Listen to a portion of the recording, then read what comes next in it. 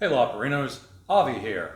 Today we're going to talk about something that is a subject of much contention within the LARP community. What exactly is meant by the term thrust safe? Thrusting is something that LARP weapons aren't intrinsically designed to do. As you provide more force along the plane of any solid object, you are going to make it deform, and eventually if it doesn't flex out of the way, it will break. This will happen to wooden spears, it will happen to carbon fiber shafts, it will happen to steel swords. And unfortunately, it also happens to LARP swords, regardless of whether they're made from polyurethane, plastisode, ethyl vinyl acetate. It's just a physical property of what happens when too much kinetic energy is imparted into any physical object. They eventually reach a mean stress point and they break. Physics! So, what is it that we mean by thrust safe? Well, generally speaking, in the community, what I often see people referring to is the ability to thrust your weapon at someone and the weapon's not going to break. We don't mean that is thrust safe at all. In fact, there are several recreational and training weapons that you can get that will absolutely not break when you thrust them at someone, and they are certainly not actually thrust safe. Here is a training side. It's made from a very, very solid material and is absolutely not thrust safe because if you impart enough force on an unarmored body, that will actually be able to go through someone. It will be a lot worse than if you were to have done it with a real sharpened steel side. It's gonna be like the kind of exit wound left by blunt force trauma rather than something nice and sharp and clean.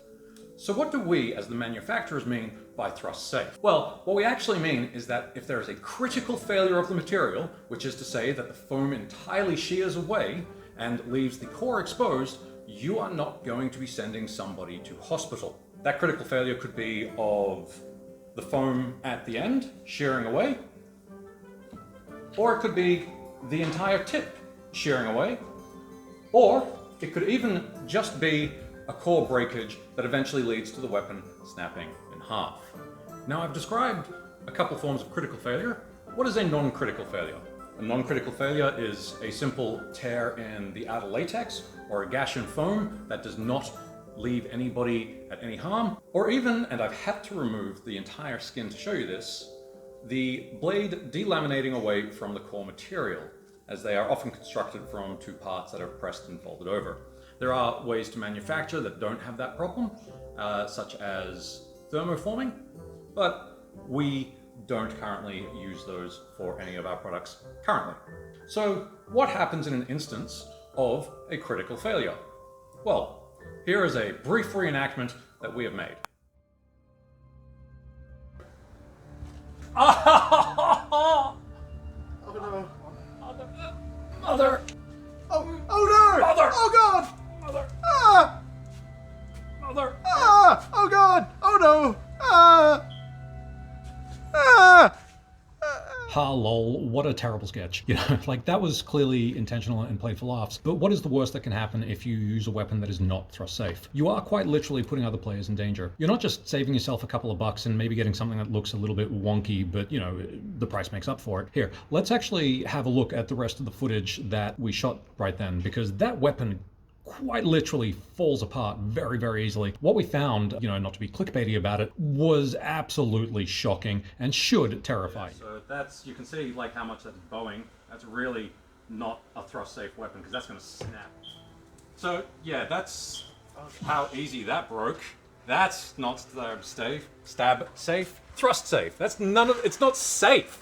Look at that fluffing, okay? So yeah, now that we've actually successfully broken the sword in half from the lightest tap to my chest. Oh yeah, to give people an idea of.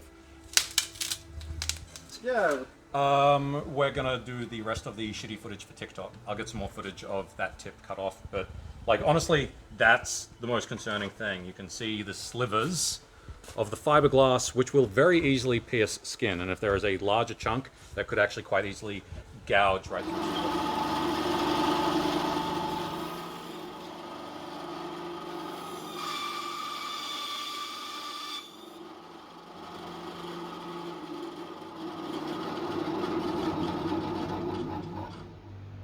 That's maybe 5 millimeters.